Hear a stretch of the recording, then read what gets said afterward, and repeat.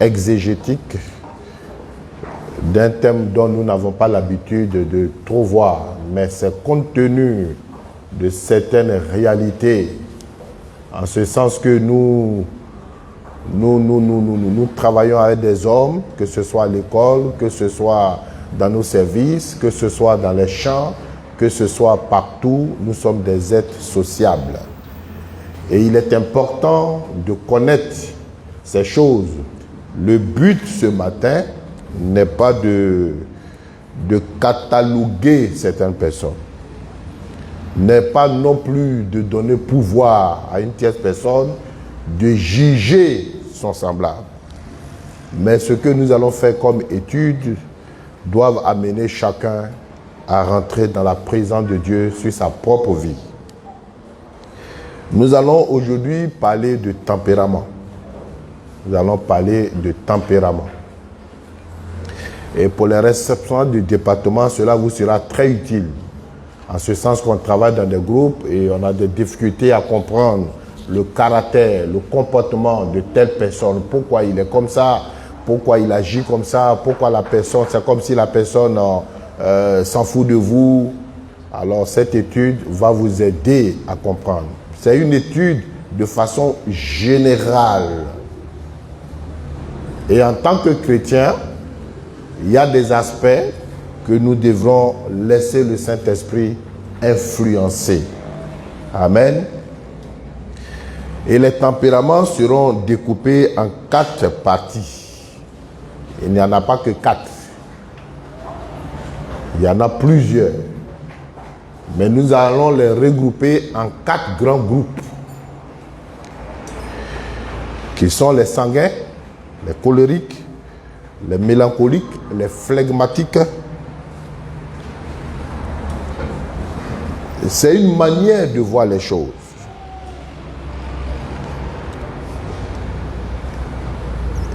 Et donc, je vous demanderai de garder un certain recul. Parce que je ne veux pas qu'à la fin, au lieu de nous édifier, cela ne nous défie pas. J'aimerais rappeler que chaque personne peut posséder certains éléments de chacune d'entre elles. C'est-à-dire, vous pouvez être sanguin, vous pouvez être flegmatique, vous pouvez être sanguin en même temps colérique, ou même voir 3 aspects de tempérament.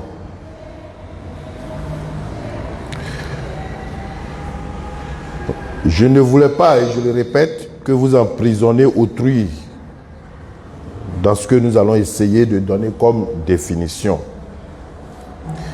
Nous avons tous reçu de Dieu un tempérament particulier. Chaque personne a reçu de Dieu un tempérament particulier. Il donne un aspect unique. Notre tempérament nous donne un aspect unique et coloré de notre personnalité. S'il n'a pas de tempérament, c'est que tu n'existes pas. Par les traits particuliers de notre tempérament, nous sommes à son image. Chaque être humain est à l'image de Dieu, c'est-à-dire que nous reflétons l'image de Dieu de façon partielle. Notre tempérament est donc un cadeau de Dieu dans lequel nous pouvons chercher à entrer et à vivre. Dieu nous a donné ce cadeau. Malheureusement, à cause de la chute, notre tempérament s'est pollué et s'est transformé négativement. Le péché a tout détruit. Ce qui en reste, ce que le péché n'a pas pu faire, c'est notre caractère. Faites la différence entre le tempérament et le caractère. Le tempérament, c'est notre personnalité. Le caractère, c'est notre trait distinctif. Vous voyez, notre trait distinctif. Donc, on ne peut pas changer le tempérament. Mais le Saint-Esprit peut influencer le tempérament. Ce qui a besoin d'être guéri, c'est notre caractère. C'est notre caractère qui a besoin d'être changé. Ça a besoin d'être guéri.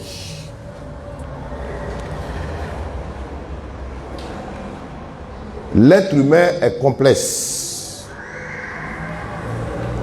En ce sens qu'il y a 3 facteurs qui influencent son caractère. Il y a le tempérament, dont nous avons dit tout à l'heure. Il y a la morale intuitive ou bien la conscience. Et puis il y a l'éducation. Voici les 3 facteurs qui rendent l'homme complexe. Les sentiments ne sont pas spontanés. Nos sentiments sont les conséquences des pensées que nous entretenons. Ça, il faut que vous le reteniez très bien.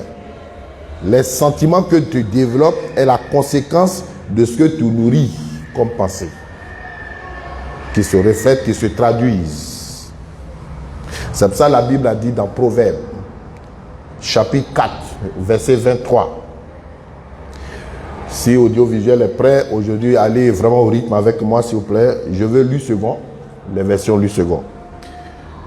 La Bible dit, garde ton cœur plus que toute autre chose.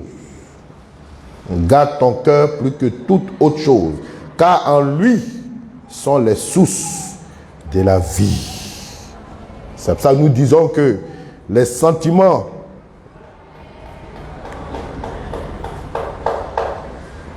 ne sont pas instantanés. C'est en fonction de ce que nous sommes.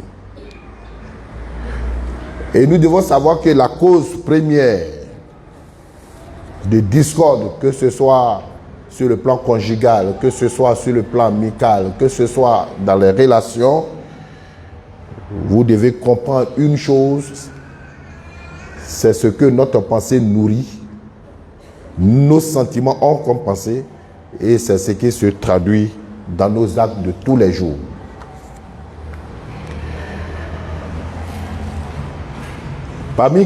Notez que parmi les fruits de l'esprit, il y a plusieurs dons pour compenser chaque faiblesse. Il y a plusieurs dons pour compenser chaque défaut. Dieu nous a donné pour que cela puisse venir nous équilibrer par rapport à ce que le péché avait tout détruit. Je répète, c'est notre caractère qui a besoin de guérison intérieure et non pas le tempérament. Alors, allons-y donc découvrir les différents tempéraments. Il y en a 4. Prenons le sanguin. Le sanguin est une personnalité très vivante. Quand quelqu'un est sanguin, il est vivant, il est réceptif, plutôt impulsif dans ses décisions.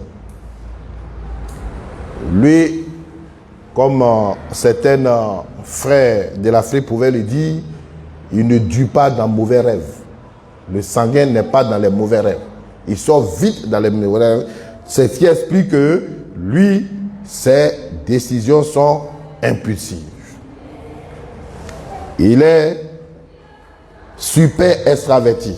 C'est-à-dire c'est une personne qui est tournée vers l'extérieur, une personne ouverte, une personne sociable, une personne communicative plutôt. Alors, le sanguin est bien parti pour être un homme qui a une capacité extraordinaire de s'amuser. Il sait s'amuser et il se donne à cœur joie.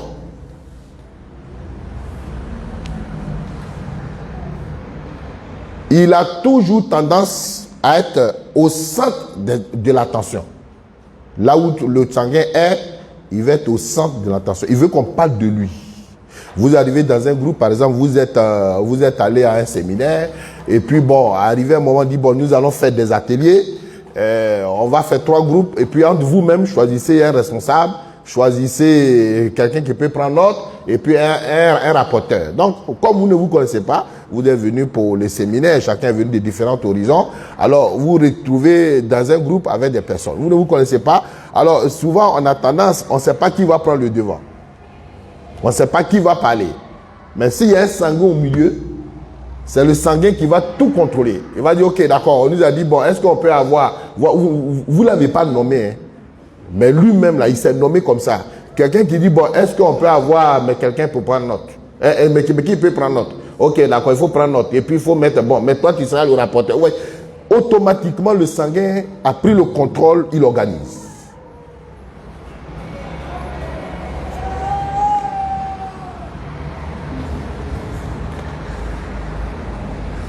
Il est quelqu'un qui partage toujours ses joies et ses peines, mais il peut changer subitement d'intérêt.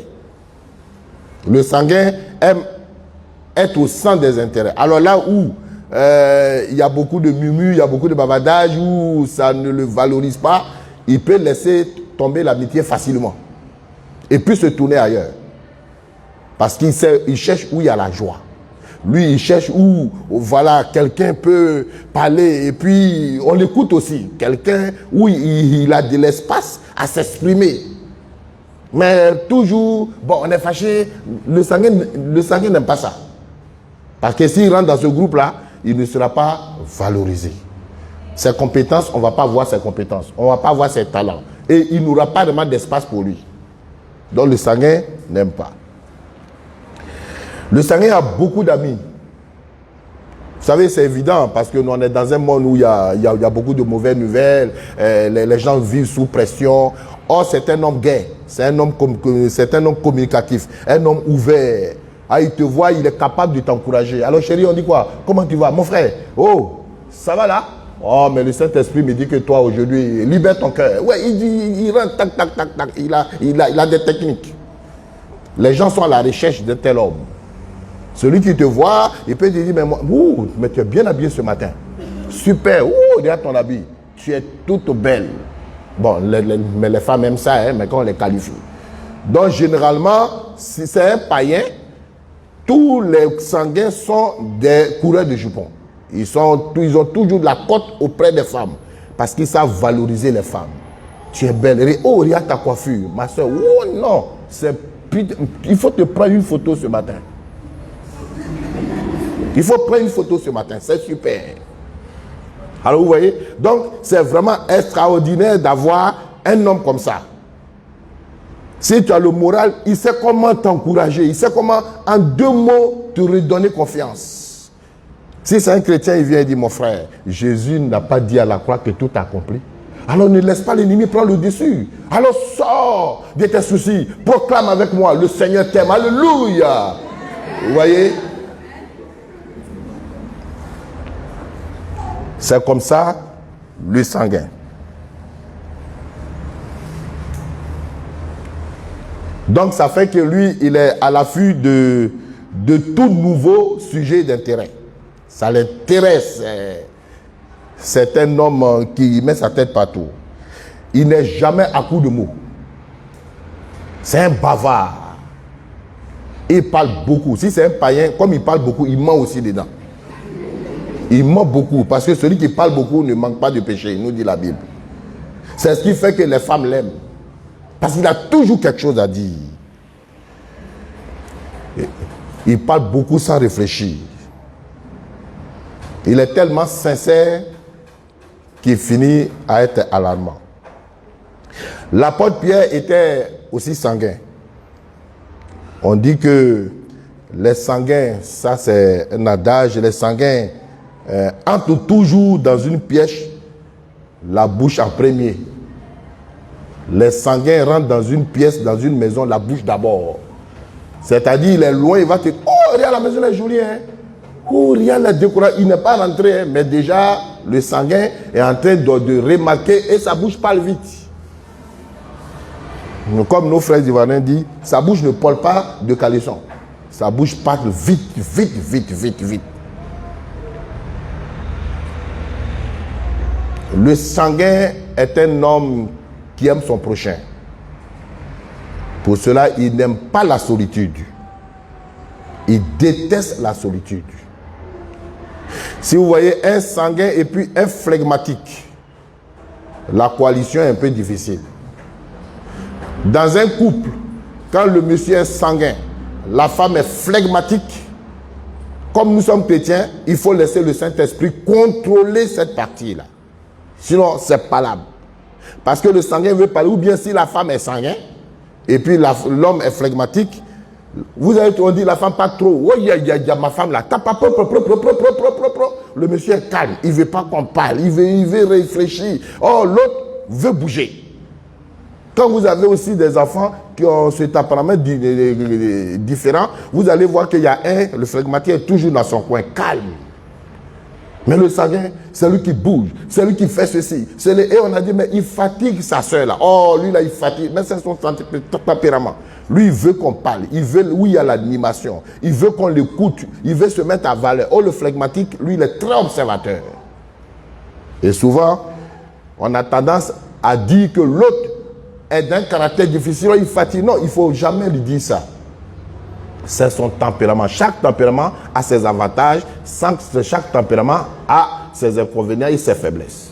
Maintenant, nous, en tant que chrétiens, c'est de les découvrir. Et là où il y a une grande faiblesse, laisser le Saint-Esprit impacter et transformer cela en qualité.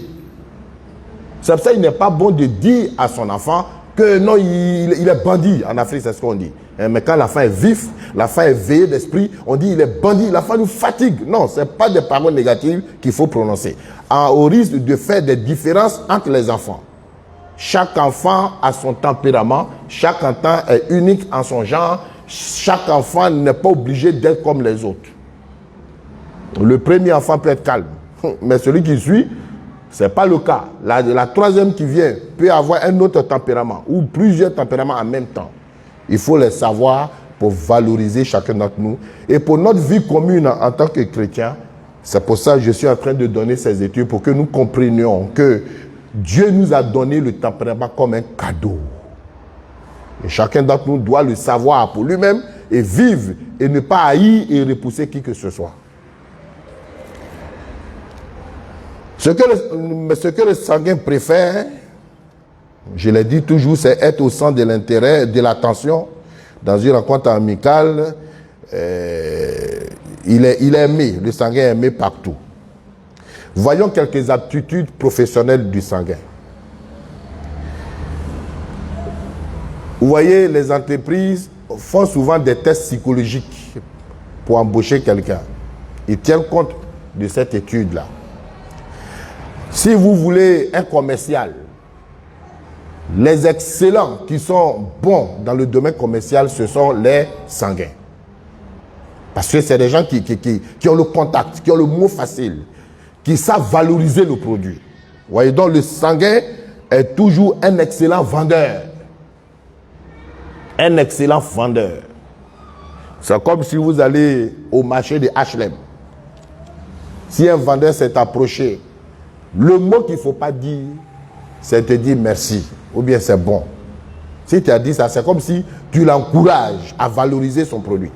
Et il va te suivre, il va te suivre, il va te réussir. Si tu fais maintenant, il va réussir à te convaincre, et puis tu payes, tu achètes. Alors, donc, il faut savoir que ce sont des excellents vendeurs. Si ce sont des compteurs, ils sont bons. Ce sont des animateurs. Ce sont des excellents prédicateurs. Si les chrétiens, ce sont des excellents prédicateurs. Tu lui donnes un verset, il n'a pas eu le temps de se préparer. Il regarde le verset, il capte le contexte, il va te sortir. Tac, tac, tac, tac, parce qu'il a il a la parole. Dans le monde, on dit souvent que sa bouche est secrète. Et la plupart des évangélistes sont des sanguins.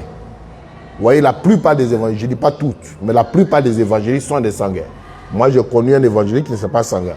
Quand il a fini de prêcher, quand il est assis, on dirait qu'il ne peut même pas parler. Mais quand tu montes sur le pupitre, ben c'est toute une autre personne. Mais je dis, la plupart sont des sanguins. C'est des gens, la puissance de Dieu, il met, il a fini et puis allez, il part. Il faudra que nous sachions aussi que ce sont des excellents commissaires-priseurs.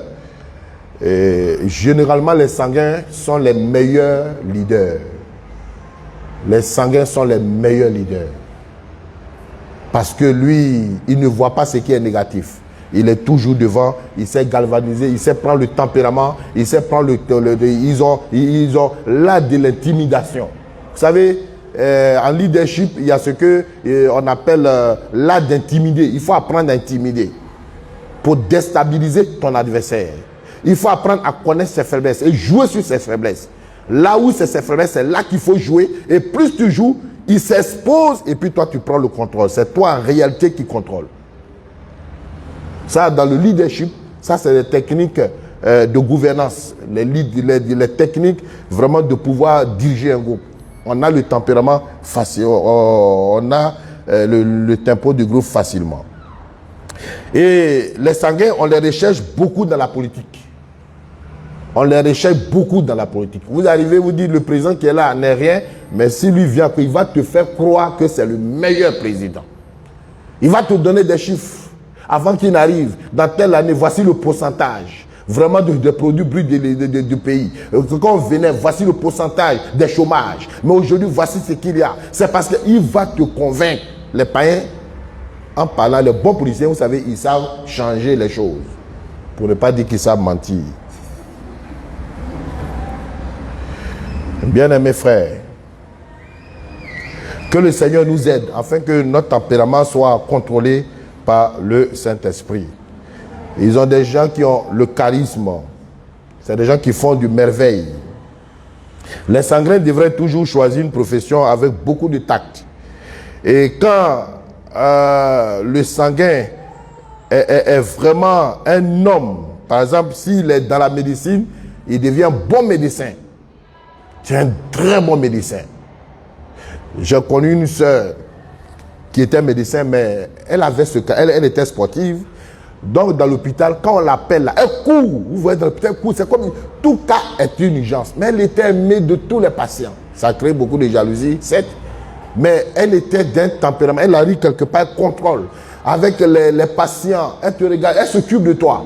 Elle ne va jamais se te dépasser sans vraiment dire quelque chose de positif sur toi. Qu'est-ce que tu vas la faire malade? Non, ça va s'arranger. Où tu vas la pédiatrie, c'est de l'autre côté, tu as vu. Ok, il y a un très bon docteur là-bas. Allez, tu vas, tu restes. Quand ton tour va. Oui. Donc, il y avait le tact. J'ai prié Dieu pour que tous les médecins de l'église aient ce qualité. Je ne vous dis pas d'être sanguin, mais ayez cette qualité du sanguin. Alléluia. Voilà, mais ne soyez pas des médecins où quand tu as fait parler à la maison avec ta femme, arriver là, quand on doit te piquer une piqûre, et vous savez, la piqûre, on a toujours peur. Et quand tu veux crier, toi vieux comme ça, tu appelles des piqûres. Si tu veux, je te laisse, moi j'ai le temps à faire. Ne soyez pas ces médecins-là, mais soyez des médecins qui prenaient soin de vos patients. Voyons maintenant quelques faiblesses du sanguin. Le sanguin a beaucoup de faiblesses. Malgré ce que je viens vous dire, il est un bon leader, il est ceci, mais le sanguin a aussi des faiblesses. Alléluia. Si vous devez vous fiancer, ou si vous êtes déjà fiancé, cette étude va beaucoup vous aider. Ça va beaucoup vous aider à vous comprendre. Ce n'est pas pour que vous vous coupez, ce n'est pas pour que vous séparez, non, mais pour comprendre certains comportements, certaines réactions. Même si vous êtes marié, de votre époux ou de votre époux, de ma fiancée, de mon fiancé, ah, je comprends maintenant. Pas comprendre pour dire, ah, si c'est comme ça, nous deux, on ne peut pas marcher ensemble. Malgré que j'ai dit tout à l'heure, un sanguin, un phlegmatique, ce n'est pas facile. Mais en Jésus, c'est possible. Alléluia. En Jésus, c'est possible. La première faiblesse du sanguin. Le sanguin, malgré tout ce que je vous ai dit, il est faible et puis indiscipliné. Le sanguin, il est faible mais indiscipliné. Pourquoi il dit qu'il est faible? J'ai dit que le sanguin, il n'aime pas les endroits où c'est pas chaud. Il n'aime pas les endroits où il n'y a pas la joie. Et quand il voit que quelqu'un ne s'occupe pas de lui, ce n'est pas qu'il se fâche, mais il te laisse. C'est une faiblesse. Parce que s'il rentre dans ce groupe-là, on ne parlera pas de lui. Et c'est quelqu'un qui est toujours à la recherche des amis. Et souvent même, il dévalorise les autres, si c'est un païen, pour avoir de la place. Parce qu'il veut toujours dominer. Il veut toujours contrôler. Il va toujours... C'est un provocateur. C'est un inciteur, même voire à la révolte dans des groupes ou bien dans certains milieux. Parce que c'est lui qui veut paraître. Il a tendance à ne pas aller au bout de ses possibilités. Le sanguin n'est pas quelqu'un qui va analyser. Lui n'est pas dedans. Il faut réfléchir, il faut concevoir. Donc les sanguins ne seront pas trop bons comme ingénieurs en génie civil. Parce que là-bas, il y a beaucoup de calculs. Mais c'est ça, non?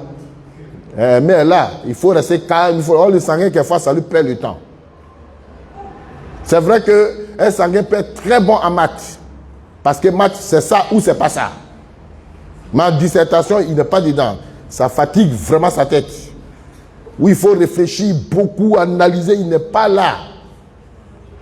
Ok, les frères ont dit de faire ça. Bon, toi, et puis il regarde par rapport à l'appareil, vous ne connaissez pas. Hein. Mais toi, je sais, oh, toi, comme un garçon là, il faut parler comme un garçon. Viens, dépêche-toi. Enoch, mais Enoch, fais vite. Sois comme un garçon là. Voilà. Mais en réalité, pour lui-même, il ne va pas au bout de ses possibilités. Son charme, en fait, fait de lui quelqu'un d'attractif pour les femmes. Je l'ai déjà dit. Il est confronté à de grandes tentations sexuelles. Si c'est un païen, c'est quelqu'un qui a une faiblesse réellement pour les femmes. Et dans le domaine sexuel, c'est quelqu'un qui n'est pas stable. Parce qu'ils aiment les honneurs. Ils aiment être flattés. Il aime aussi donner des honneurs. C'est ce qu'il recherche. Et quand il a en face de lui quelqu'un comme ça, voilà, il se sent à l'aise.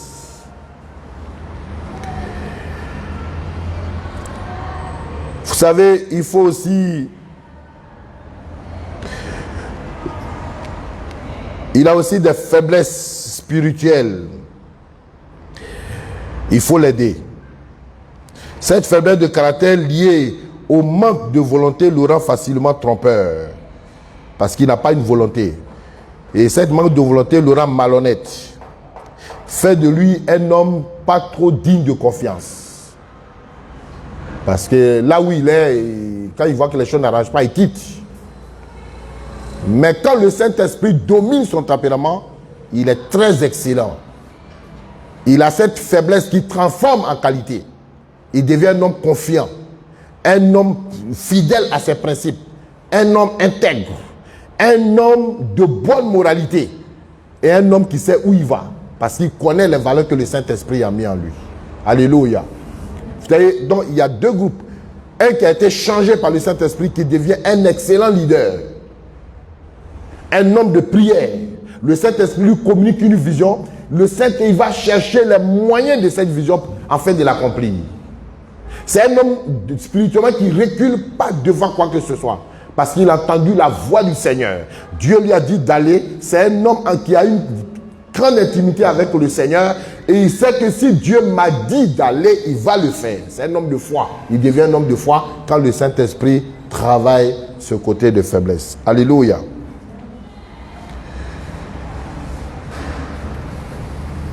Sachant que sans discipline personnelle, il n'y a pas de succès. Sans discipline personnelle, il n'y a pas de succès. C'est pour ça que le Saint-Esprit doit contrôler cette faiblesse du tempérament pour qu'il ait du succès. Deuxième faiblesse, une instabilité émotionnelle.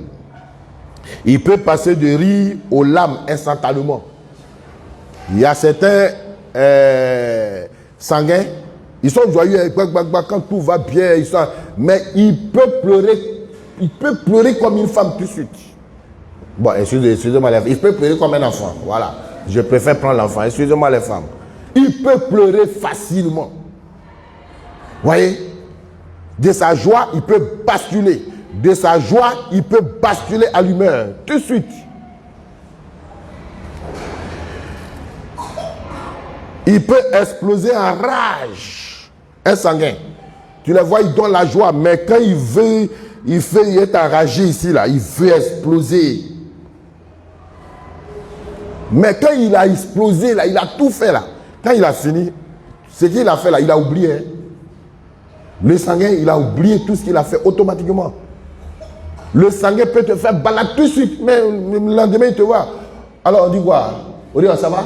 Oh, mais tu es bien coiffé. Hein.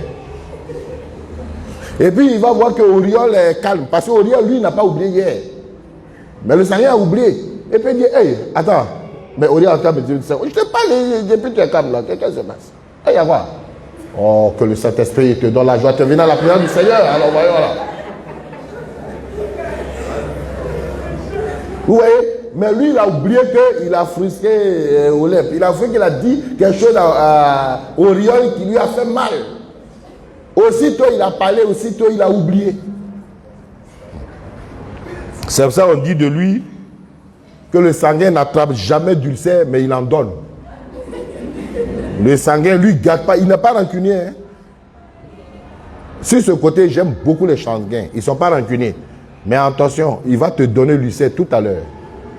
Et quand il vient même, il sait que l'attitude d'Oriol exprime quelque chose. Mais en même temps, vouloir arranger, il va encore aggraver la situation.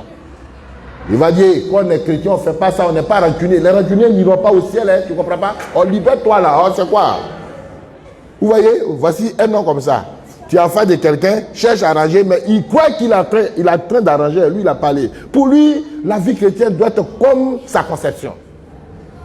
Non, la vie, écoute, on tourne la page. Oh, il faut laisser tomber. C'est bien, c'est vrai.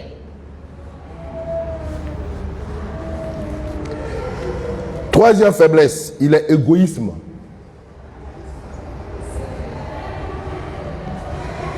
L'égoïsme, chaque être humain en est atteint. Mais le sanguin en a une double dose.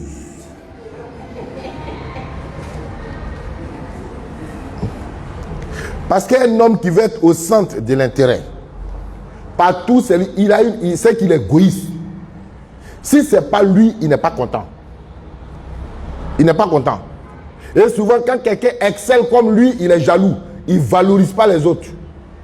Mais tout ce qu'il va dire, il veut que ce soit son attention lui. Ça soit tiré sur lui-même. Donc, le sanguin a une double dose d'égoïsme. Si le Saint-Esprit le remplit, alors il devient un homme humble. Quatrième faiblesse, le sanguin est agité et désorganisé. Parce qu'il est toujours lancé dans une nouvelle activité. Il est toujours parti. Il fait rarement des plans à l'avance. Le sanguin fait rarement des plans. Il va s'asseoir, concevoir, dire, bon, ok, s'il n'y a pas un plan A, on prévoyait un plan B, au cas où ça ne marche pas. Non, lui, il va. Et puis si ça n'a pas marché, si les chrétiens, bon, tout au conchou, au bien de ceux qui aiment le Seigneur. Alléluia. Le Seigneur l'a fait, il sait pourquoi il l'a fait. Frère, mais demain, il va aller faire encore l'échec. Et il va dire, ok, Abraham Lincoln a fait des échecs avant de devenir président de la République. Vous voyez, il n'admet jamais ses fautes. Il ne s'assoit pas pour calculer, mais qu'est-ce que Dieu veut me dire? Ou bien pourquoi j'ai fait un échec? Il faut que je m'améliore. Pour lui, il est toujours porté en avance. C'est bon, mais c'est aussi une faiblesse. Il ne profite jamais des erreurs passées. Parce que c'est quelqu'un qui ne s'assoit pas. Il vit et travaille dans un incroyable désordre. Il est habituellement exigeant pour ses vêtements. Si c'est lui-même, il est propre. Mais allez-y dans sa chambre. Il n'est pas ordonné. Si c'est un garçon, c'est grave. Hein? La chaussure de basket est là-bas, avec une chaussette remplie de poussière et puis de sueur qui dégage un parfum particulier. Ceci n'est pas fait parce qu'il n'a pas le temps pour ça. Il est un véritable désordonné. Il ne sera jamais perfectionniste. Ça, c'est quelqu'un qui n'est pas contrôlé par le Saint-Esprit. Il ne sera jamais perfectionniste. Mais le Saint-Esprit peut l'aider à mieux planifier et ordonner sa vie. Il en sera beaucoup plus heureux. Et les autres aussi. Cela l'aidera beaucoup à être efficace. Cinquième faiblesse.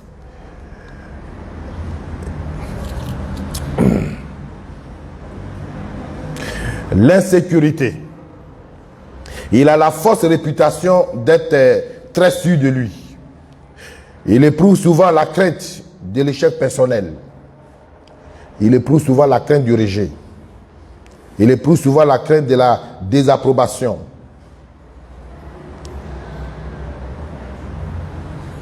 Un homme comme ça, son partenaire ou sa partenaire doit éviter de le critiquer et de mettre le doigt sur ses défauts. Il n'aime pas ça. Il n'aime pas ça. Quand vous êtes marié ou bien les fiancés, et quand il fait quelque chose de bien, il s'attend que son mari ou bien sa femme loue, revienne sur ses exploits. Mais quand ce dernier ne revient pas dessus, il n'aime pas. Ça fait que le jour où tu veux faire des remarques, il rentre en rage tout de suite. Voilà, je savais. Toi, tu ne m'as jamais qualifié. C'est toujours mes défauts. Je savais que tu allais dire ça. Je savais. Oh, Seigneur Jésus. Ah, mais Seigneur, change ma femme ou bien change mon mari. Mais c'est parce qu'il aime les éloges. Il aime les exploits. Je pense que cela va aider chacun. Alléluia. Je sais que cela va aider vraiment chacun. Et en l'écoutant, laissez le Saint-Esprit noter et allez prier pour dire, Saint-Esprit, rends cette faiblesse en qualité. Amen. Le sanguin a besoin d'être rassuré sur lui-même. C'est pour ça qu'on a dit tout à l'heure qu'il est égoïste. Il est égoïste. Vous voyez, quand tu loues un sanguin, même la démarche, il prend confiance.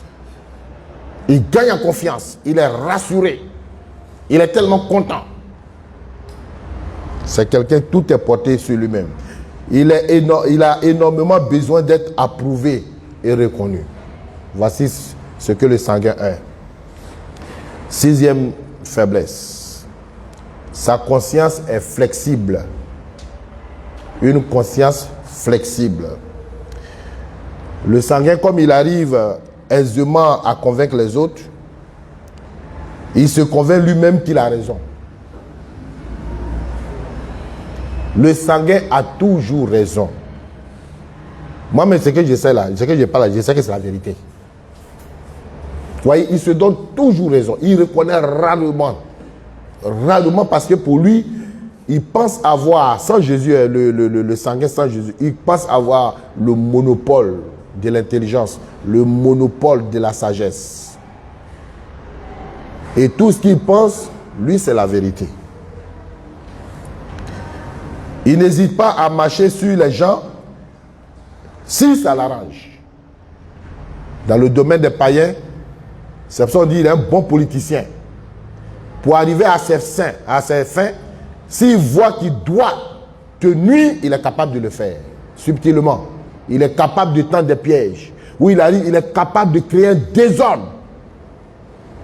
Rien que pour paraître. Et puis il vient en sapeur-pompier. Pour le valoriser. Parce que si tu le laisses, il sait que ta compétence va l'étouffer. Donc il pense vite, il est susceptible. C'est quelqu'un qui est susceptible. Il pense, si tu arrives, pourquoi tu arrives? Si tu viens, si tu le vois diriger bien, le type là, on dirait qu'il vient d'être.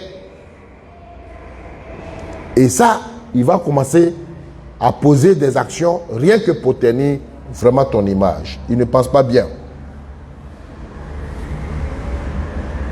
Cette tromperie peut le détruire. Vous voyez, ça peut le détruire. Dans Galates chapitre 6, verset 5 et 7. Galates 6, 7. On va le lire. Est-ce qu'on peut éteindre la lumière d'ici? Je ne vois pas bien. Galates, on y va. Galates chapitre 6, verset 7. Mais c'est ça? Ne vous y trompez pas, on ne se moque pas de Dieu. Ce qu'un homme aura sémé, il le moissonnera aussi. Alléluia.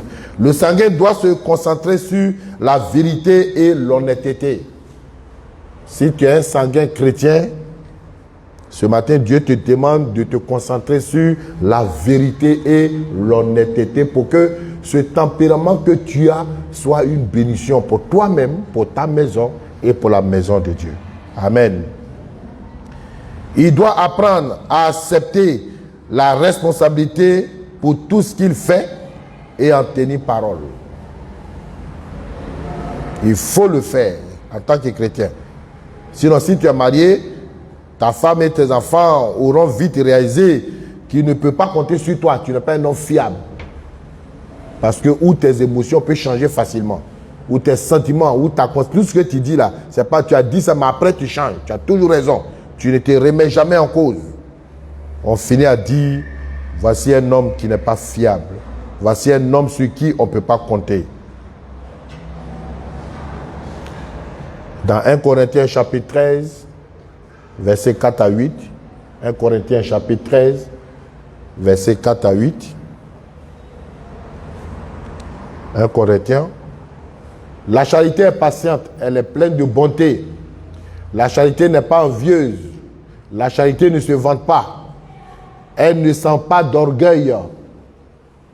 Elle ne fait rien de malhonnête. Elle ne cherche point son intérêt. Elle ne s'irrite point. Elle ne suçonne point le mal. Elle ne se réjouit point de l'injustice, mais elle se réjouit de la vérité. Ensuite, elle essuie tout, elle croit tout, elle espère tout, elle supporte tout. Et enfin, la charité ne périt jamais. Les prophéties prendront fin, les langues cesseront, la connaissance disparaîtra, etc., etc., etc. Souvent, les immenses talents des sanguins sont gaspillés par manque de discipline. Vous voyez, ils ont beaucoup de talents, seulement que s'ils étaient ordonnés, ils étaient disciplinés, ils allaient vraiment l'exploiter à fond. Mais un sanguin rempli de l'esprit voit ses talents utilisés par Dieu d'une façon merveilleuse. Alléluia. Un sanguin rempli du Saint-Esprit voit ses talents utilisés. Quelques points que le sanguin doit améliorer. Si tu es sanguin, je vais te énumérer quelques points dont tu dois améliorer dans ta vie. Tu dois t'efforcer de devenir plus organisé et minutieux. De devenir un meilleur leader, ce qui permettra à son excellente personnalité de jouer en sa faveur. Il faut apprendre à devenir un homme organisé, un homme méticuleux. Alors tu deviendras meilleur. Deuxièmement, il faut t'efforcer à lire plus pour élargir son esprit et ses horizons. J'ai dit que le sanguin n'est pas quelqu'un qui est lancé. Or, si tu es rempli du Saint-Esprit, il faut lire, il faut voyager pour élargir ton esprit, pour élargir ta vision des choses. Il y a des gens qui s'expriment, tu sais que sa vision ne va pas au-delà de son nez. Ça se limite ici. Quand il parle là, quand il a affaire de quelqu'un, un homme qui est ouvert d'esprit, vous voyez, tous ceux qui voyagent beaucoup sont ouverts d'esprit. Et ce ne sont pas des gens qui sont limités dans leur relation. Parce qu'ils connaissent la valeur d'un homme.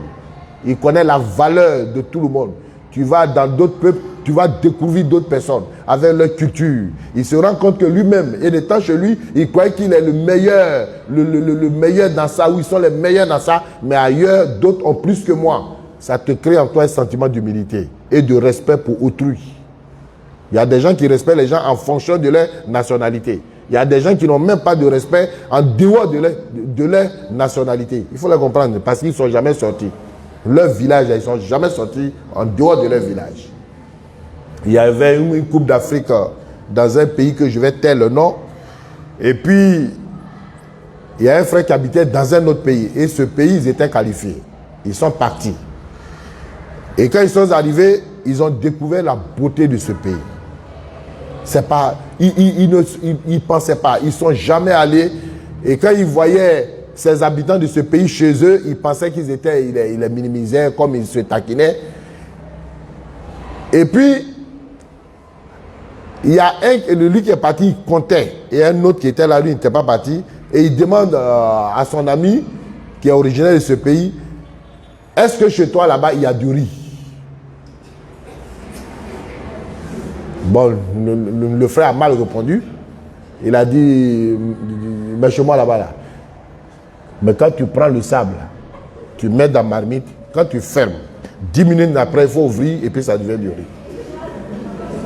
Alors il me contait, il était tellement failli dire, attends, comment il peut penser? Non, je ne sais pas comment il a réfléchi. Attends, riz là, on trouve ça partout. Donc tu me demandes, est-ce que chez moi il y a du riz? Je lui ai dit, il faut le comprendre. Où il est né là, il n'est jamais sorti de là. Voilà. Ceux qui sortent, il faut regarder, ils ont un esprit ouvert. Un esprit élargi. Ce sont des gens matures, c'est des gens équilibrés. Et ils ne sont plus dans les histoires de ethnie, cette ethnie est plus que l'autre. Ils ne sont pas dans ça. Parce que toute ethnie a des valeurs, toute ethnie a des faiblesses. Ce que tu ne manges pas là, ailleurs, c'est de la bonne nourriture et elle est bonne. C'est ça. Donc, il ne faut pas dire que j'ai la meilleure nourriture. C'est faux. Regardons les formes. Toi, tu as la meilleure nourriture et puis tu es fringal comme ça. Lui qui mange la nourriture de bouton, il est gros. Alors, qui a la meilleure nourriture? Mais ce n'est pas comme ça qu'on juge. Ce n'est pas comme ça un homme doit réfléchir. Alors, donc, il faut considérer les autres. Il faut donner de la valeur aux autres. Moi, il y a des herbes, des feuilles chez moi. On ne savait pas qu'on consommait. Il a fallu que je sois au Sénégal pour rencontrer les Togolais. Pour je vois que cette feuille était mangeable. Et ils ont récolté devant moi. Ils sont allés préparer, mais je ne savais pas que c'était aussi bon. Je disais, mais attends, donc on était chez nous, on a gaspillé de la nourriture. Tout ce que Dieu a créé est bon. Aujourd'hui, c'est devenu ma nourriture. J'adore ça. Il a fallu que je rencontre les Togolais pour voir que la salade, on prend pour faire vraiment de la sauce. Ah, d'accord, ils sont là. Il y a tonton qui est là. Et c'est de la très bonne sauce. Ah non, mais quand j'ai mangé, j'ai dit, mais attends. C'est ça, nous on est là, c'est toujours salade avec huile, avec tomate. Oh, il y a une bonne façon de préparer la salade. Si vous allez en Guinée, vous allez voir que la mangue, on prend pour faire de la sauce. La sauce de la mangue, et elle est excellente. Oubou. On est là-bas, on a laissé les mangues pourries tomber jusqu'à... Oh, on mange, on fait même de la sauce. Il a fallu que je vienne au Sénégal pour découvrir que l'oignon n'a pas sa valeur qu'en mettant sur les salades découpées. Oh, on prend pour faire de la sauce qu'on appelle du yassa. Il a fallu que j'aille chez les Bassari pour découvrir que le pois de terre, les pois de terre que chez moi, on mange comme de l'arachide. Il a fallu que j'aille sur les montagnes pour découvrir qu'on peut sécher, on peut faire ça en poudre et puis faire de la pâte. Mais je dis, attends, mais Dieu a donné de l'intelligence à tout peuple de transformer ce qu'il a créé. Alléluia. Donc, respectons-nous. Et respectons les autres. Donnons de la valeur aux autres. Alléluia. Le sanguin doit canaliser son énergie dans quelque chose d'intelligent. Il ne faut pas éparpiller ses forces, ses connaissances. Il est ici, il veut parce qu'il veut te valoriser. Il faut canaliser ton énergie sur quelque chose d'intelligent et rendre cela beaucoup plus productif. Il faut apprendre à refuser d'entreprendre quelque chose de nouveau avant d'avoir fini ce qu'il a commencé. Les sanguins, c'est leur défaut. C'est tac, il ne finit pas. Il ne tire même pas le son. Est-ce qu'il y a le fruit? Il faut, ce que tu as commencé, il faut terminer avant d'entreprendre quelque chose d'autre. La persévérance, il doit avoir la persévérance de lire la Bible. Les sanguins n'ont pas la persévérance de lire la Bible entièrement. Il doit avoir la persévérance de lire la Bible chaque jour, tranquillement, et dans le silence, à transformer plus d'un sanguin. La discipline spirituelle amène la discipline physique. Si tu es discipliné spirituellement, tu seras discipliné physiquement. Alléluia. Gloire à Dieu. On va commencer le deuxième tempérament. On ne va pas terminer. On va commencer et puis dimanche prochain, on va terminer. C'est le colérique. Le colérique. Le colérique.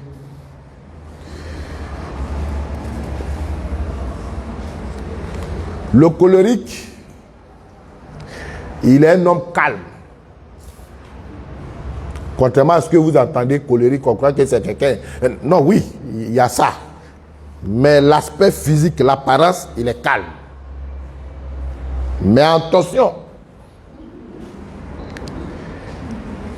il est emporté, il est vif, il est actif, il est pratique, il est volontaire, il est individualiste et très indépendant. Le colérique est très indépendant. Il n'aime pas dépendre des autres. Il est dans son coin. Mais c'est un homme très actif, très volontaire, mais son défaut, il est individualisme. Il n'aime pas travailler en groupe. Il n'aime pas. Et puis quand ils sont en groupe, vous parlez, vous êtes à la recherche d'une solution. Il a la solution, mais il ne dit jamais. Il va écouter pour vous. Et puis il va aller améliorer ce qui est dans son cœur pour revenir donner un meilleur résultat. Mais il ne donne jamais sa position. Lui, il ne partage pas ses idées parce qu'il ne veut pas que quelqu'un d'autre prenne.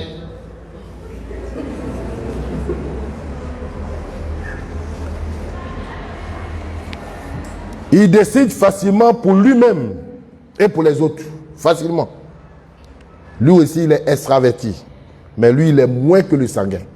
Ouais, il est extraverti, mais il est moins que le sanguin. Il déborde d'activité. Il stimule ses proches pour ses idées, pour ses projets et ses ambitions. Il a un esprit pratique. Il est quelqu'un de bon sens. Il prend des décisions sur le champ. Et généralement, ces décisions sont des bonnes décisions. C'est normal, parce que quelqu'un, vous êtes en groupe, quand vous parlez, il est là. Il est là, il est en train de... Peut-être ce que tu n'as pas fini, tu as commencé une idée, tu n'as pas allé au bout. Lui, il voit. Et puis, il prend le reste. Quand lui, il va parler, il étale. Ah, super. Ah, le frère, il est très intelligent. Il est très intelligent.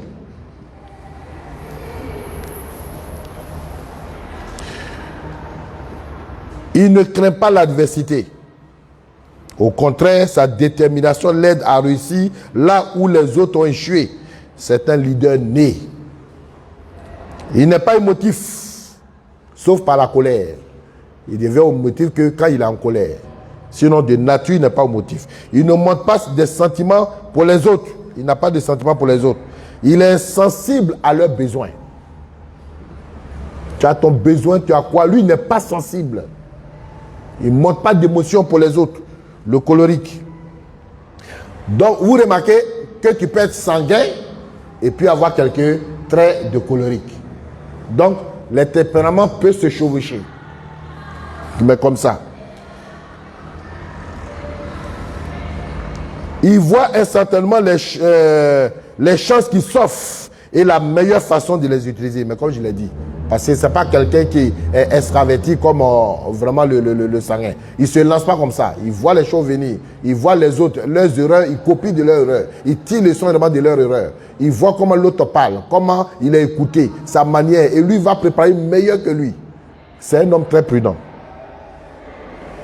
Il a un esprit organisé. Il n'aime pas s'occuper des détails. Donc si vous avez un homme colérique, il n'aime pas les détails. C'est une femme qui aime les détails, il n'aime pas ça, il n'a pas le temps pour ça. Il est dominateur. Il veut dominer en tout. Il est tyrannique. Souvent considéré comme opportuniste. Oui, ça, les colériques sont très opportunistes. La suffisance de son autoritarisme le rend difficile à atteindre et à attirer à Jésus-Christ quand il est adulte. Des hommes comme ça, pour les convertir, ce n'est pas facile. Parce qu'ils trouvent des solutions. Il est extrêmement important pour les parents de l'amener à Jésus. Voyons quelques aptitudes professionnelles du colérique. Toute profession demande de l'autorité, de la motivation et de la productivité. Pour vous qu'elle ne soit pas l'analyse et l'attention des détails. Les comités de la planification l'ennuient. Le colérique, il n'aime pas, oui, il faut faire la planification, ça l'ennuie. Il est un peu le frère du sanguin. Et quand quelqu'un a un tempérament sanguin colérique, vous voyez, non? Ça, c'est le choc même qui est là. Il aime le développement et voit tout ce qui pourrait s'implanter dans un paysage. Et par exemple, il arrive, automatiquement, il peut dire qu'écoute, dans les environs, s'il y avait un supermarché, parce que mine de rien, il voit qu'il y a 10 boutiques. Et les 10 boutiques sont très fréquentées. Les gens sont toujours là. Et puis, il voit que les boutiques ne sont pas aussi fournies que ça. L'espace là, si on créait un supermarché. Vous voyez, c'est quelqu'un qui... ça, il arrive, il a dit, oh... Mais les gens là, c'est vrai que l'église n'est pas grande. Mais si l'église, on faisait ça, ils allaient exploiter le terrain. On met un pilier là-bas, on met un autre pilier. On coule la dalle, on fait l'escalier externe. Il est là, hein, c'est comme ça. Et ce qu'il dit là, ça marche. Mais il faut lui demander de s'asseoir, de prendre un bic. Il faut combien de tonnes de ciment? Et puis, les fers, il faut calculer. Il n'a pas le temps pour ça. Non, lui, il n'a pas le temps. Dans son esprit, il a tout dit, il faut mettre le pilier. Mais le pilier, là, on ne met pas le pilier comme ça. Mais lui, il faut creuser, faire, comme on appelle, les semelles. Hein, c'est ça, hein? Faire les semelles. Hein, c'est ça? C'est ça, hein? Faire les semelles. Et puis, il y a des types de fer qu'il faut mettre. Il faut tisser. Lui, ça là, il a sauté ça. Et lui, il vient dire, mets le pied. C'est tellement facile. On met un pied ici, on met un pied. Mais le pasteur n'a pas la vision. S'il met le pied, puis coule la dalle. On ne coule pas la dalle comme ça. Il n'a pas le temps de s'asseoir. Mais quand on... Excusez.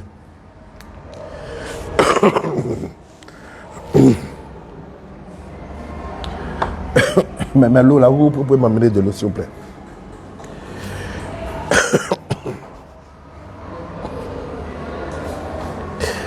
Mais lorsque nous étions en train de construire, nous étions en train de construire cette dalle. Non, c'était plutôt cette dalle. On avait une soeur qui s'appelle Fortuné. Il y avait Fortuné et puis il y avait l'autre là. Paulin. Mais ces deux là. On vient, le fait qu'on voulait prendre, ils ont dit non. De changer le fait, je crois, de prendre fait 15 ou bien quoi 14. Or, le fait de 14 sont pris. Alors, je suis venu dire, mais pourquoi? Non. Il dit non, parce qu'ici, là, on va danser. Et comme c'est l'étage, pour ne pas que les fondements, ça joue, il faut prendre les faits 14. Là, quand on danse, là, même si tu es en bas, tu n'entends pas le bruit. Il y a Béo et moi, on a regardé, on dit, attends, vous êtes venus nous crucifier ou bien c'est quoi? Mais ça, à Thiès ici, c'est avec ce fait-là qu'on fait toutes les dalles. Et ils étaient fermes, ils disent non, pas question, il faut qu'on achète les faits 14. C'est vrai qu'au début, ils n'étaient pas contents. Donc, moi, je les ai laissés et puis c'est parti. J'ai dit, bon, Béo, il faut gérer avec eux. Et puis, je les ai laissés. Mais aujourd'hui, quand on est en train de danser, je suis assis, je suis content, n'est-ce pas? Ah, je suis content parce que c'est solide. Mais quand tu vas en bas, là, tu ne sais même pas qu'on danse ici même. Or, si on n'avait pas fait ce travail, ouais, quand on danse, tu es en bas, tu allais entendre les bruits, les ressentiments, tu avais tout. Mais ils ont planifié. Et là, c'est leur travail. Le colérique, il n'a pas le temps de faire ça. Pour lui, il a dessiné, on coule la dafia, et puis tout est parti.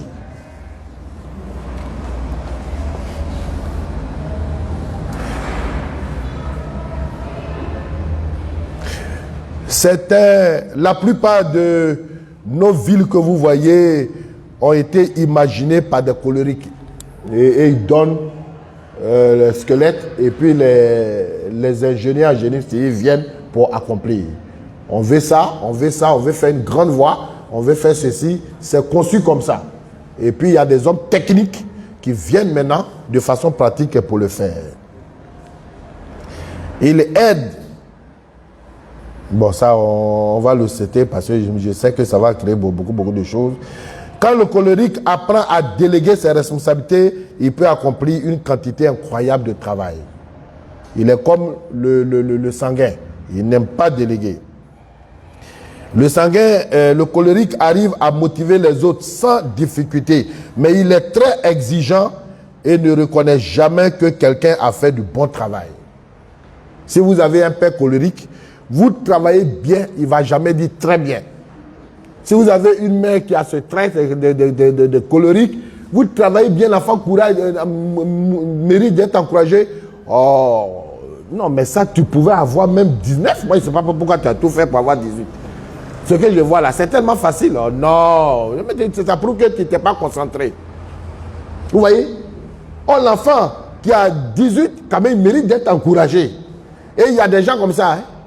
Un colérique, il aime les encouragements. Un sanguin, il aime les encouragements. Alors quand on ne l'encourage pas, maintenant, bon, il dit, bon, je ne fais plus rien, je ne me force plus, je ne me tue plus. Cela peut vous aider dans les différents groupes. Dans les différents groupes que vous dirigez à l'église. Cela doit vous encourager à motiver les autres, à encourager les autres, à savoir le faire. Parce qu'il y a des gens, quand vous ne le faites pas, ils savent qu'il a bien fait. Bon, et puis après, il laisse. Il a dit, bon, j'ai beau faire, je me suis beau tuer, on ne va jamais reconnaître Donc, mon ami, on laisse comme ça. Quelques faiblesses, rapidement. Le colérique ne veut pas changer. Je dis bien, il ne veut pas changer. Le colérique est très pratique. Il reconnaît ses erreurs, contrairement au sanguin. Il est facilement motivé pour s'améliorer. Ah, lui, au moins, il a un atout. Vous voyez? Il veut vraiment s'améliorer. Là, c'est déjà une bonne chose.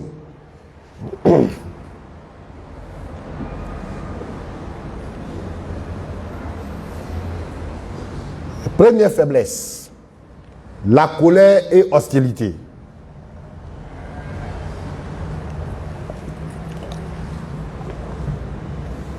Si ses parents, si c'est un enfant, si ses parents ne lui apprennent pas à contrôler sa colère, il y a des gens, quand ils se fâchent, un enfant, il tombe, il casse tout.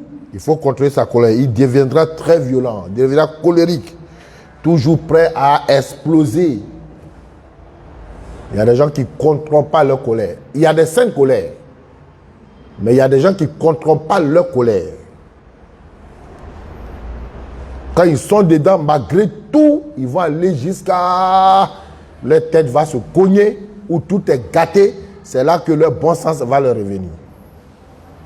Voilà. Il y a des gens qui sont comme ça. Quand il est dans la colère, il croit qu'il est le maître du monde. Il croit qu'il s'en fout de quelqu'un. Il croit qu'il est fort. Mais la colère est une faiblesse. La meilleure façon de gérer la colère, c'est le calme. L'indifférence. Pour ne pas que cela ait de l'impact, parce que quelqu'un de vous doit avoir le contrôle pour mener la chose à bout.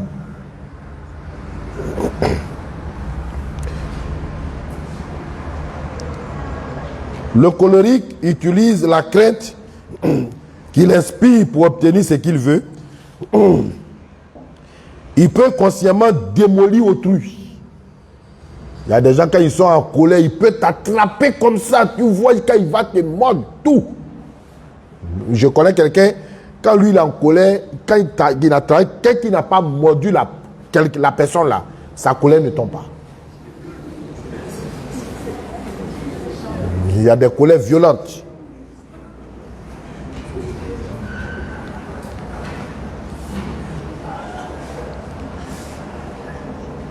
S'il est marié, sa femme ou ses enfants sont terrifiés. Et puis le colérique est très rancunier. Il y a des gens qui sont reconnus pour ça. Rancune. Vous voyez, j'ai dit le colérique, de nature à l'apparence, il est calme. Mais son affaire ne finit pas. Si c'est une femme, elle devient un ordinateur. Ou dans 15 ans, tu as posé un acte dans 15 ans, ce jour-là il pleuvait. Tu étais dans une culotte. Mais quand tu partais, même tu as glissé, tu es tombé. Toi, tu as oublié 15 ans là. Mais elle va te relater ça. Ce jour-là, il pleuvait, tu as été porté. Quand tu partais, c'est ton pied droit qui a glissé. Quand tu t'es levé là, tu as dit c'est moi. Tu m'as dit ça. Je n'ai jamais oublié ça. Alors tu es là, mais tu es perdu. Et puis tu dis, ah bon? Et puis tu vois, il ne reconnaît même pas. Il ne reconnaît même pas. Moi, je n'ai pas oublié. C'est pas bon. Les femmes, soyez délivrées de ça. Alléluia. S'il y a ce caractère-là en vous, là, soyez délivrés des rappels des dates historiques. Délivrez-nous de ça et avançons. Il y a aussi des hommes qui sont rancuniers. Hein? Il y a des hommes qui sont rancuniers, très rancuniers. Quand vous êtes très rancunier, vous êtes enclin à attraper des ulcères. Parce que ça est dans vos cœurs. Et la plupart des gens rancuniers, ils n'ont pas un visage gai. Ils n'ont pas un visage gai. Leur visage n'est pas attrayant. Parce que toujours ça mijote. Il y a un petit chonnet. Parce que c'était caché. Contrairement au sanguin. Vous avez vu le sanguin? Lui, il est l'auteur de ça. Mais lui-même, il ne prend pas. Or, le colérique, lui, il se met en colère, mais lui, il emmagasine. Il emmagasine. Donc il est très rancunier, il est enclin, il est toujours maladif. Si vous gardez beaucoup de choses dans votre cœur, ça va impacter votre santé, votre pensée psychologique, même votre pensée spirituelle. Votre façon de parler va être déformée. Est-ce que je parle à quelqu'un? Ça va être déformé et vous serez toujours malade. Mais demain c'est mal au dos. Après demain c'est le foie. Après demain c'est le cœur. Et on ne sait plus la maladie est où. C'est comme ça se promène. Parce que dedans là, il y a trop de choses. Ceux qui sont toujours joyeux, ils ne vieillissent jamais. Parce que la joie c'est un remède. Mais les colériques vieillissent avant leur âge. Ils sont calmes, retirés. Mais dedans, c'est une bombe.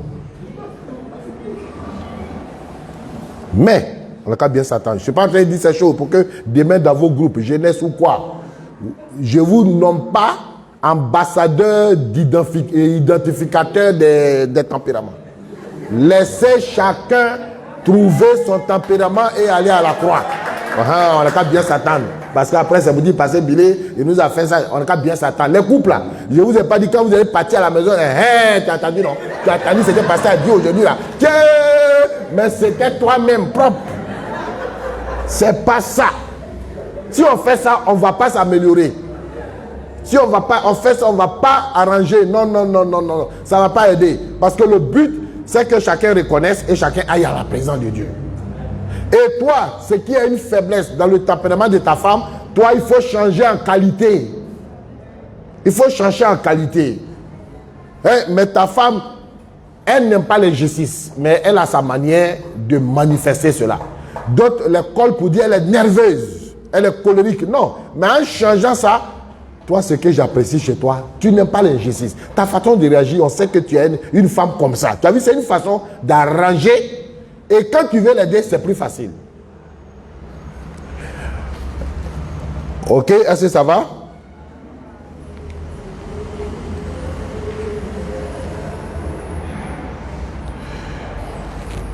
Deuxième faiblesse. Le colérique, bon, le mot n'est pas trop joli, mais il faut le dire. Le colérique, deuxième faiblesse, il est cruel, il est coupant, il est sarcastique. C'est une personne n'est capable de commentaires, de critiques aussi tranchants.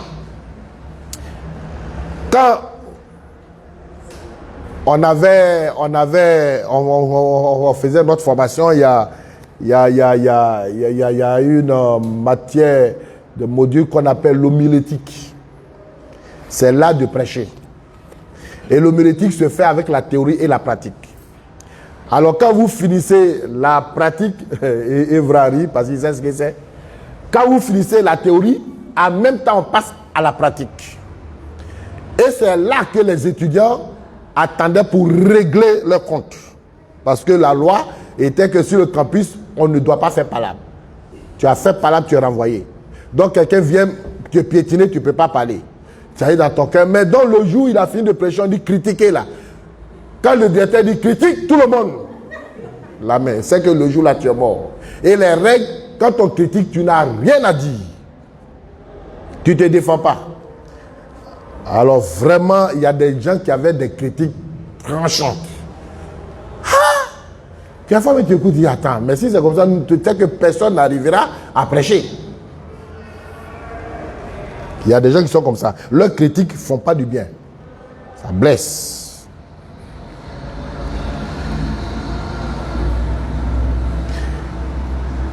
Il est souvent extrêmement blasphématoire et grossier. Il est blasphématoire et grossier. Si il n'est pas chrétien. Troisième faiblesse. C'est un homme froid et pas affectueux. C'est quelqu'un qui est froid, il n'est pas affectueux. Il ne sait pas rire. Ça fait que la plupart des colériques perdent leur beauté physique. Leur visage n'est pas attrayant parce que ils sont toujours le visage, c'est comme un lion qui est prêt à attaquer. Ils ne sont pas gais. Mais quand je préparais quelqu'un dit, il faut dire le mot, ils ne sont pas jolis. J'ai dit non. Leurs villages, ils sont jolis, mais à force de ne pas être gais, froids, ils sont différents. Quand il y a quelque chose, un événement de joie, ils ne savent pas le savourer. Ils sont assis, ça marche pour toi, ils s'en foutent. Ils ne savent pas partager le bonheur de quelqu'un. Ils ne savent pas pleurer aussi avec quelqu'un. Ils sont froids. Là, de telles personnes, je sais qu'il n'y a pas ici au milieu de nous. Ça, je suis convaincu. Ça veut dire que tu n'es pas encore chrétien.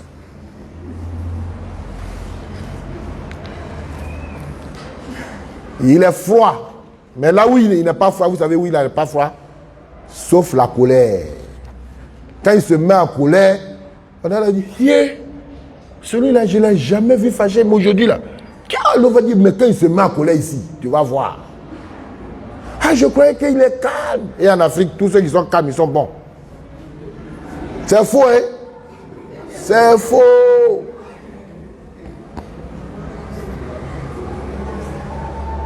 Il n'est pas affectueux, il est froid. Il ne prouve même pas d'émotion.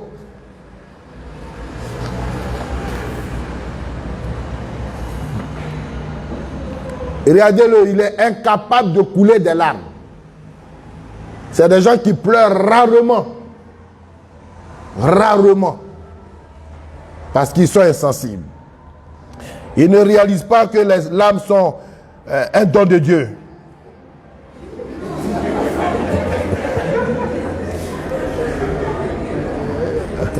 Les larmes, c'est un don de Dieu, hein, ça fait du bien. Mais quand vous perdez quelqu'un là, c'est là que vous allez voir. Mais quand on ne vous laisse pas pleurer, ça vous fait du mal. Quand quelqu'un perd net là, il n'est pas bon de dire ne pleure pas. Laissez la personne. Laissez la personne pleurer. Vous voyez les jours qui viennent, elle a de la force, le corps est là, mais maintenant il a la force pour faire face. Il peut regarder le corps. Mais quand on t'attrape, on t'empêche, ça fait plus du mal. Pleurer fait du bien aussi. Ça libère. C'est pour ça qu'il dit que c'est un don de Dieu. Le colérique est insensible, sans considération. Il est insensible aux besoins et aux sentiments des autres.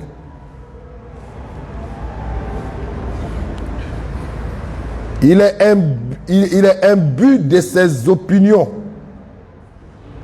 Bon, il y a ce mot que je ne veux pas dire. Sinon ici, ils ont dit, il a la tête de cochon.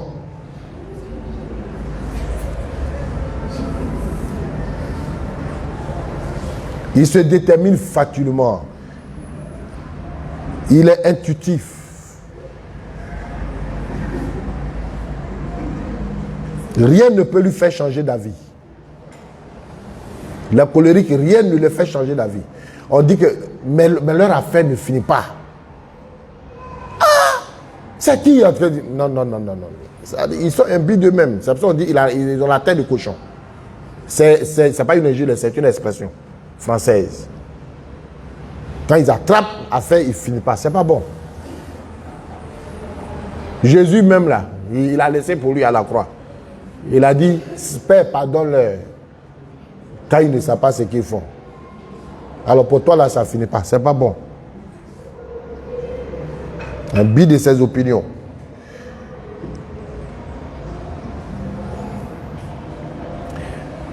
Je vais sauter beaucoup de choses. La plupart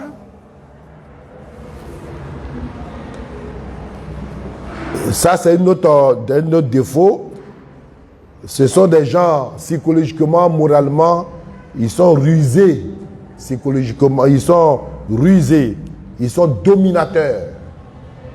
Ils sont dominateurs. Ils sont calmes. Vous savez, les gens qui sont calmes, je connais quelqu'un, on a fréquenté ensemble. Il est provocateur, il provoque. Et quand nous on a une ébullition, quand on vient, on est calme. Et puis les parents croyaient que c'est lui. On dit non, lui il est calme, puis on lui demande. Et puis, dans un calme, non. Oui, il va, c'est ce que lui il a fait. Il va changer ça et puis il est serré. Quand il a fini de parler, là, nous là, on prend chicotte et puis on nous poursuit. Et puis après on se regarde, on dit, mais toi, tu mens. Quoi? Tu mens quoi? C'est ça. Mais parce qu'il est serein, il est calme. Les gens croyaient qu'il avait toujours raison. C'est plus tard qu'on a découvert sa supercherie. C'est plus tard qu'on a découvert ça. Donc, quelqu'un qui parle doucement, cela ne traduit pas l'état de son âme et de son cœur. Ça, c'est l'apparence. Alléluia. Ici, là, il y a quoi? Vous entendez rire beaucoup, hein? Ici, là, vous entendez rire beaucoup depuis que je prêche, là. Vous entendez rire beaucoup. Ah, c'est bien. Si c'est ça, allez-y devant la croix. Alléluia. Voilà, et puis parce que depuis que j'ai commencé là, c'est vraiment difficile ici. Vous riez beaucoup, c'est bien. Il a tendance à presser l'orange et à jeter l'écorce. Il peut t'utiliser bien, parce qu'il est rusé. Mais quand il a fini de t'utiliser, ouais, c'est fini. Parce que lui veut protéger son égard. Comme il est calme, on dit qu'il est bon, donc il veut protéger ça. C'est des gens très rusés.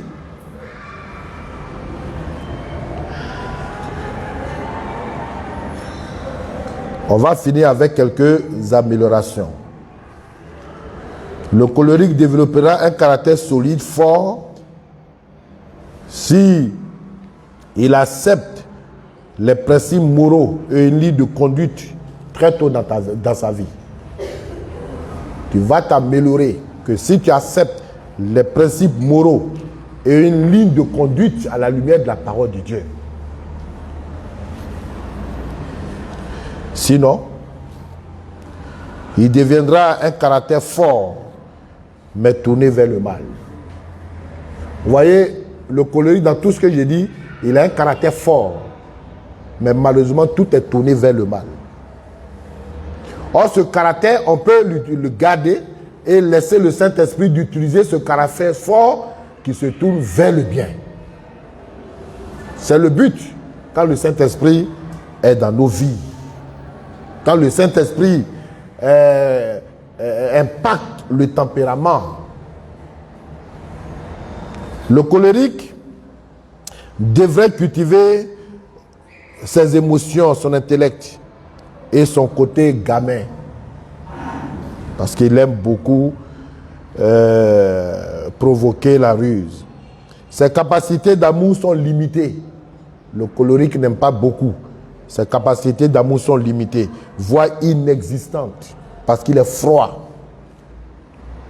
La quête numéro 1 pour un colérique devrait être l'amour. Le plus grand besoin d'un colérique, c'est l'amour. Le besoin de savoir que sa femme a besoin de lui, que ses enfants ont besoin de lui, qu'il est utile dans la société. En réalité, il garde un caractère froid parce qu'il manque d'amour. Et la plupart de ces gens, dans leur enfance, ils ont eu une blessure intérieure. Ils ont manqué d'amour. Les parents se sont divorcés. Les parents étaient tout le temps ivres. Il était parti, battait sa maman dans l'ivresse. Beaucoup de choses. Et ça a marqué leur vie. Ça les a rendus amers. Au fond d'eux-mêmes, ils ont des qualités. Au fond d'eux-mêmes, ils ont vraiment de la valeur. Ce sont des gens qui... Ce que j'ai cité, ce n'est pas tout est mauvais, mais parce que c'est orienté vers le mal. Alors quand le Saint-Esprit prend la place, que le Saint-Esprit réoriente ces choses vers le bien. Attention à ne pas chercher à travailler dur pour Dieu. Au lieu de rechercher le premier fruit de l'Esprit, l'amour, il doit étendre tout ce qu'il a comme capacité. Avec ces deux tempéraments, je le répète, chacun aura plusieurs tempéraments qui vont se chevaucher. Tu peux avoir une partie sanguine, une partie colérique. Dimanche prochain, on verra le flegmatique. Et vous verrez que, on dirait que je me retrouve ici, on dirait que je me retrouve ici. Quand on parle, vous avez l'impression que vous retrouvez un peu partout. Vous avez des qualités un peu partout. Oui, c'est possible. Et puis si on a le temps, on verra le tempérament contrôlé par le Saint-Esprit. Les tempéraments contrôlés par le Saint-Esprit. Bon, elle est longue, l'étude est longue, c'est pour ça souvent on n'a pas, même à l'institut, on n'est pas arrivé là. Et le tempérament contrôlé, c'est par le Saint-Esprit. Vous verrez comment le Saint-Esprit veut prendre possession de quelqu'un, mais il ne vient pas forcer. Il faut notre responsabilité, notre engagement nous-mêmes. Quand on a compris cela, partout où nous allons partir, nous serons des hommes et des femmes sociables. Nous serons des hommes et des femmes d'amis, des gens de bien. Nous serons des femmes et des hommes, si vous êtes passé dans une église, quand vous arrivez, oh, ce bien-aimé frère, mais il a été une bénédiction ici pour nous. Même si vous faites 2 mois, on vous connaît déjà. Comme d'autres sont arrivés dans cette église, en 2 mois, se sont engagés réellement. On a vu l'état de leur cœur rapidement. Est-ce que ça va? Alléluia. Ici, ça va? Ça va bien? Alléluia. On va s'arrêter là ce soir, ce matin. Et puis que Dieu bénisse chacun. Que Dieu renouvelle chacun. Que Dieu fortifie chacun. Pour que réellement ce que nous avons appris, que le Saint-Esprit nous ait à travers. Parce que tu as un don, tu as des qualités, tu as des valeurs. Nous allons arriver, je dis bien, c'est le caractère qui reçoit des blessures. Et quand on parle de relation d'aide et de guérison intérieure, il s'agit du caractère, mais non le tempérament. Le tempérament est là, c'est notre personnalité, mais laissons le Saint-Esprit qui contrôle et domine cela pour que notre vie soit agréable. Parce que la vie est courte. La vie est courte, profitez de la vie et laissez le Saint-Esprit nous bénir. Amen.